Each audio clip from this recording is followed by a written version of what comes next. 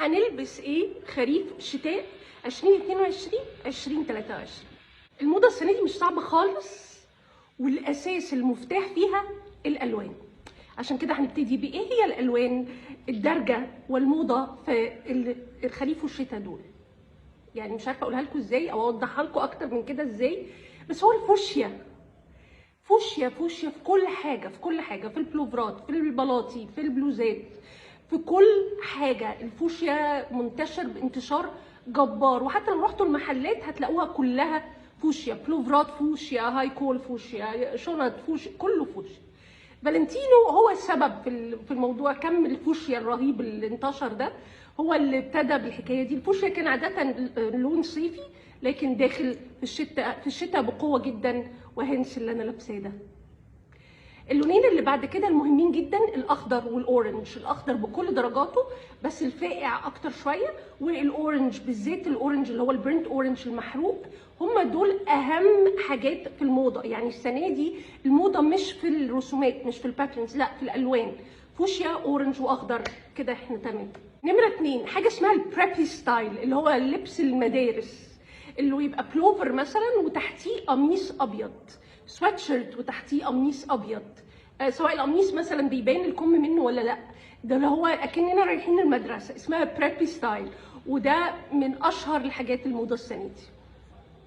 نمره 3 الانيمال برنت بقى. كل الانيمال برنت، سواء اللي هي الفهد، رسمه الفهد اللي معظم الناس بتقول عليها تايجر لكن هي فهد، سواء الزبرة، سواء التايجر برضو. الثلاثه دول منتشرين جدا جدا، ودول بقى لهم دي رابع سنه اتكلم في الانيمال برنت الحقيقه.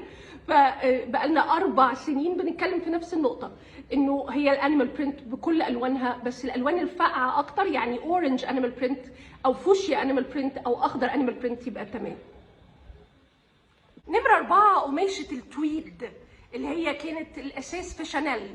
فقماشه التويد دي بقى سواء كبلوفرات او كجاكيتات او اي حاجه او جوبات. قماشه التويد في الشتاء مشهوره جدا اصلا، بس السنه دي منتشره جدا، وفي زارا وفي كل المحلات موجود فيها قماشه التويد، سواء يتلبس الاثنين على بعض، يعني الجاكيت والجيب مثلا تويد، او حتى البلوفر على انه شكله تويد، برضه موضه السنه دي.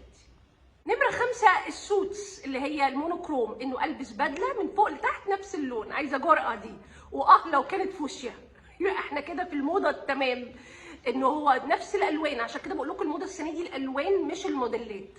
فهو نفس السوت دي اللي هي البدله فوشيا او اورنج او اخضر او ازرق، اللي هو الالوان الفاقعه، موضه جدا السنه دي. موضه البامر جاكيت، وناس بتقول بامبر وما فيش حاجه اسمها كده، اسمها بامر جاكيت، اللي هي اللي بيبقى باستك من تحت واستك عند الكمام وبسوسته. رجعت جدا، بس كمان يبقى كبير، يعني بافي بامر جاكيت كبير وبالوان، وممكن بنفس الالوان اللي احنا اتكلمنا عنها دي، الاورنج والجرين والفوشيا.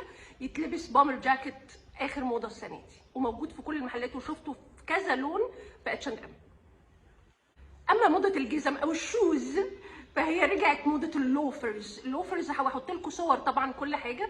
اللوفرز اللي عاده كانت بتبقى فلات، يعني على الارض خالص، لكن السنه دي حاجه اسمها تشانكي لوفرز، يعني لوفر بس بكعب، وكعب تخين، كعب تقيل جدا جدا جدا وتخين. ودي بقى شفتها في كذا حته السنه دي.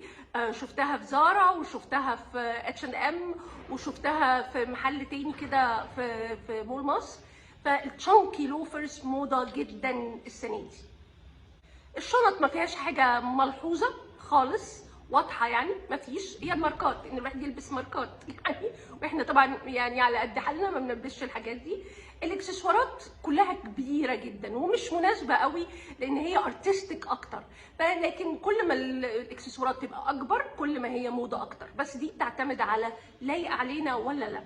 فالتشانكي نكلسز، العقاد الكبيره اللي فيها ديزاين، موضه جدا برضه. وبس كده، ادي موضه 2022 23. هنلبس ايه في الخريف والشتاء؟ اهم حاجه لو ما عندكيش حاجه فوشيا او اخضر او اورنج او ازرق، انزلي جيبي حاجه، ويستحسن عشان نبقى نسهل على نفسنا تبقى ساده خالص. ولو عايزه تجيبي حاجه كمان يبقى تجيبي حاجه انيمال برنت، واعتقد انها موجوده عندنا من قبل كده. ونزود عليهم البريبي ستايل، ان هو نجيب قميص تحت بلوفر او تحت سويتشيرت. بس كده.